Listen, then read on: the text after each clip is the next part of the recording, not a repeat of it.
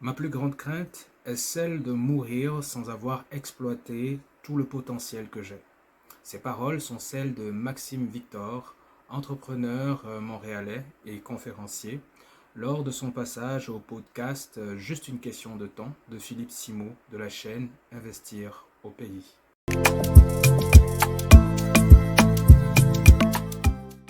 Question pour toi. Es-tu totalement en accord avec cette affirmation de Maxime Victor ou tu es plutôt du style je veux vivre ma vie tranquille, je ne veux absolument pas me casser la tête. Je serais bien ravi d'avoir ta réponse en commentaire. Mais pour l'instant, j'ai une réflexion à ce sujet. Imagine un peu une compétition à l'échelle mondiale auquel ton pays aussi va se faire représenter. On va dire les Jeux Olympiques. Pour la discipline que tu préfères le plus, ton pays a sélectionné une équipe pour se faire représenter. Ok? Et à la clôture des Jeux, c'est la douche froide totale. Aucune médaille, aucune action digne de l'amour que tu ressens pour ton pays, aucune action digne de la fierté que tu as pour ton pays. Et pire encore, vous apprenez aux nouvelles que ceux qui étaient choisis, désignés pour vous représenter, n'avaient pas une bonne hygiène de vie sportive lors de la compétition. Donc, ça veut dire qu'ils ne mangeaient pas ce qu'il faut manger pour être compétitif, pour être performant. Ils ne dormaient pas à temps et tout ce qui s'ensuit en termes d'hygiène de vie sportive.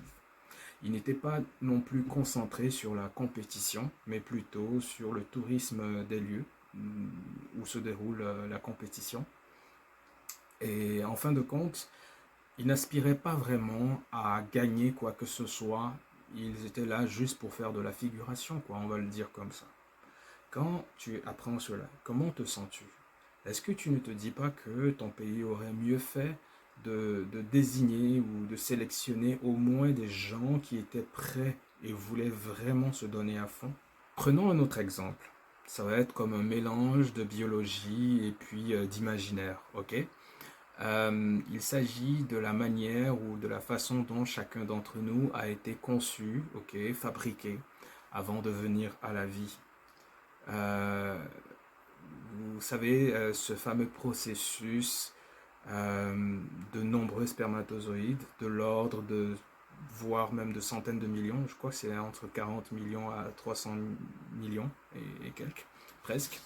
Donc, vous faites partie d'une foule de millions de spermatozoïdes, quand vous êtes à l'étape de spermatozoïdes, bien entendu. Et finalement, ce n'est qu'un seul spermatozoïde qui est sélectionné pour avoir le privilège de la vie. Et donc, si vous êtes aujourd'hui là en train de m'écouter, vous avez eu ce privilège-là de la vie. Parce que votre mère vous a sélectionné parmi des millions de spermatozoïdes pour vous donner la vie à vous. Ok. Et là, c'est là que vient encore plus l'imaginaire.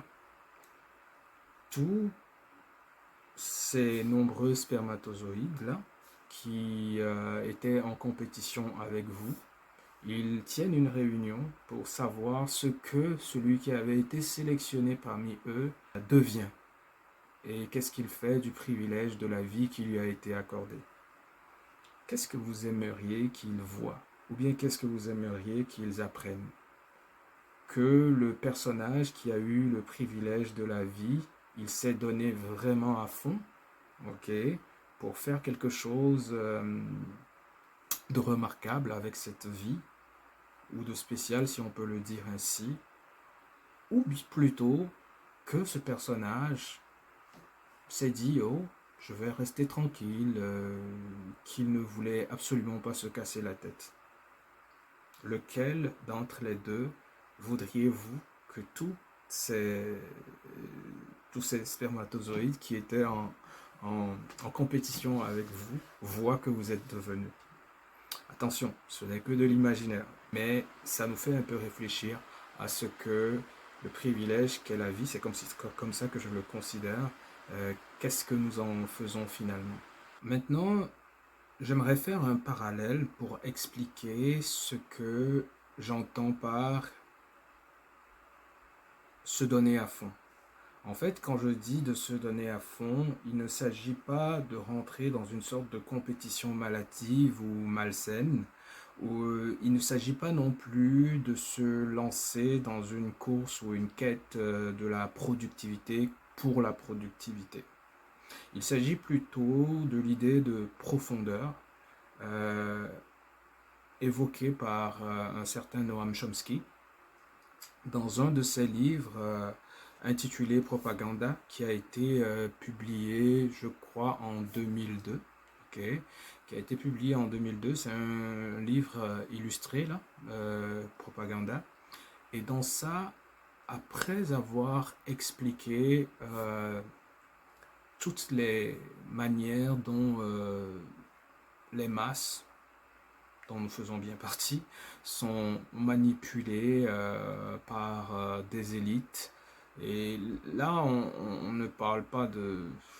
Enfin, je ne vais même pas l'évoquer là, mais voilà, c'est un livre, et puis si vous voulez savoir ce qui est dit là-dedans, vous pouvez le chercher et le lire. En bref, c'est que les masses, à travers les médias, sont manipulées pour agir dans un certain sens. Ok, mais c'est pas vraiment ça le but de l'évocation de cela dans ma vidéo.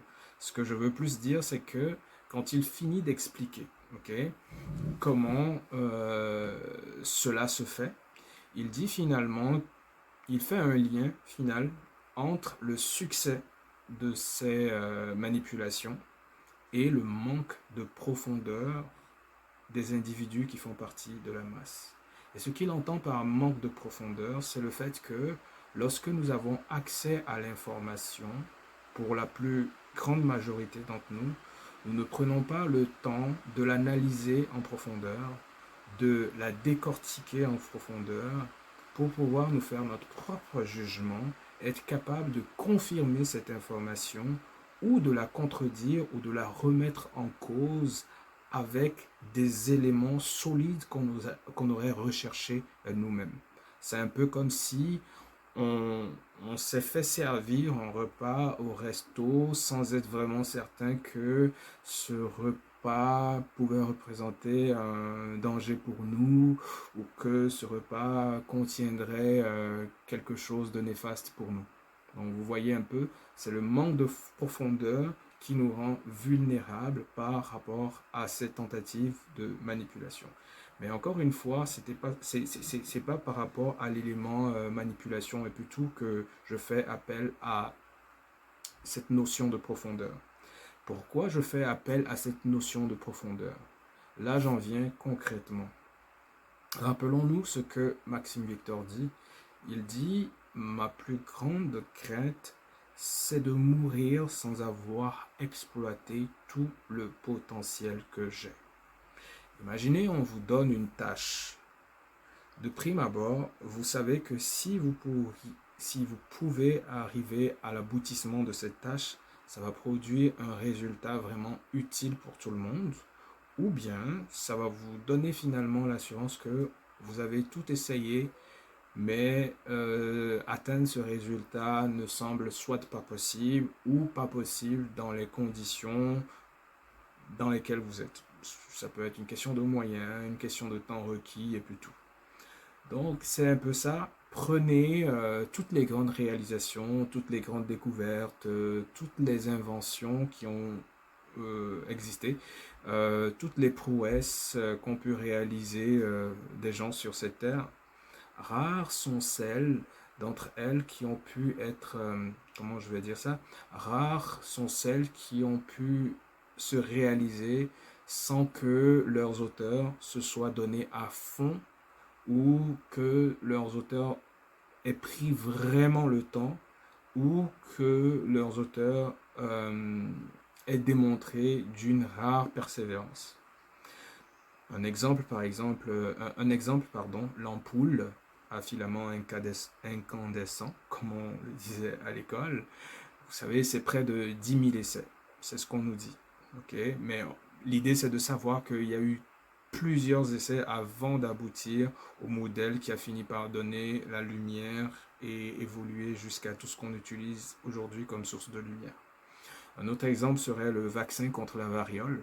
Ça a pris vraiment des années de développement et un qui nous touche tous, grâce auquel d'ailleurs vous êtes capable de m'écouter ou de me voir actuellement, c'est celui de l'Internet. Ça a pris près de 30 ans de développement depuis les, les réseaux, les premiers réseaux militaires, ok, jusqu'à ce que l'Internet soit grand public, entre 1960 et 1990, si je ne me trompe.